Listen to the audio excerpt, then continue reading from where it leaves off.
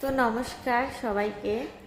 সবাই মেসেজ করে কিন্তু সবার মেসেজের আনসার দিতে পারি না, তো সময় হয়ে ওঠে না।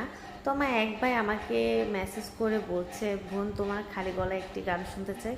তো আমি এই ভাইয়ের জন্য 2 লাইন গান করব, ঠিক আছে? প্রথম দেখার কালে বন্ধু কথা দিয়েছিলে,